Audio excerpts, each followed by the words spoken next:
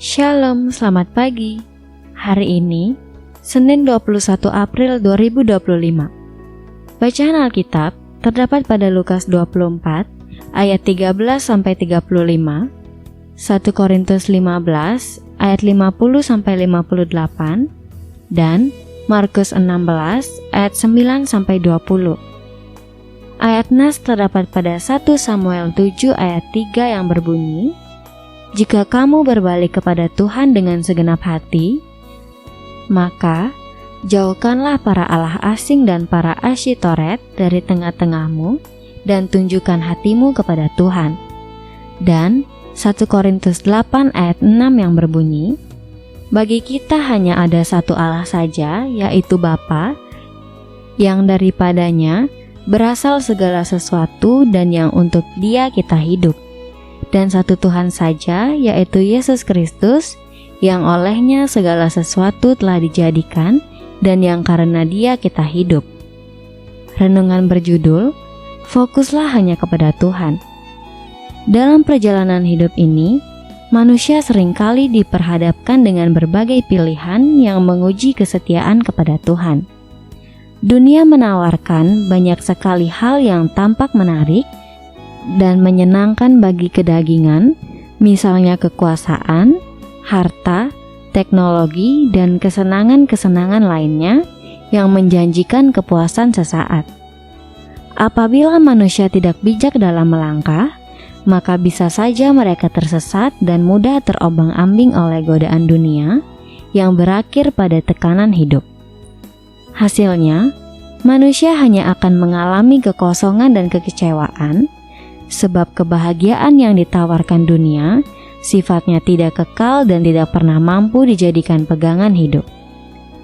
Firman Tuhan saat ini mengingatkan bahwa hanya ada satu kuasa yang mampu memberikan kebahagiaan kekal dalam kehidupan manusia, yaitu Tuhan. Ia adalah sumber kehidupan dan tujuan utama dari segala sesuatu yang ada.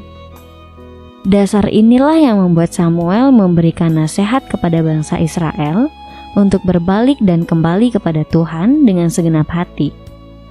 Frasa "segenap hati" menegaskan bahwa Tuhan tidak hanya menginginkan pengakuan dari umatnya, tetapi juga ketaatan total dan kesetiaan yang tidak terbagi. Hal ini selaras dengan ajaran Rasul Paulus kepada jemaat di Korintus yang mengatakan bahwa hanya ada satu Allah, yaitu Bapa, dan satu Tuhan, yaitu Yesus Kristus, yakni pusat dari segala sesuatu yang ada dan hidup. Artinya, kehidupan sebagai orang percaya harus berpusat hanya kepada Tuhan, bukan hal-hal lain yang dibuat oleh manusia. Sesungguhnya, hati yang terbagi tidak akan pernah menemukan kedamaian sejati. Demikianlah jikalau kita mau hidup, kita bermakna dan bahagia, maka kita harus mengarahkan fokus dan tujuan utama hanya kepada Tuhan. Ketika hati kita berpusat dan bertaut padanya, maka kita pun akan menemukan damai yang sejati, kekuatan dalam menghadapi pencobaan, dan sukacita dalam mengambil keputusan di setiap langkah kehidupan. Maka, jangan lagi memfokuskan diri kepada kesenangan daging yang fana, namun taat dan setialah mengarahkan pandangan hanya kepada Tuhan. Di sanalah kita akan menemukan kehidupan yang bermakna, yaitu ketika hidup ini mampu menjadi ibadah sejati yang memuliakan Tuhan. Doa, "Ya Tuhan, kami mengakui bahwa Engkau adalah satu-satunya Allah yang memberikan kehidupan, maka ajarlah kami untuk memfokuskan kesetiaan hanya kepadamu. Amin."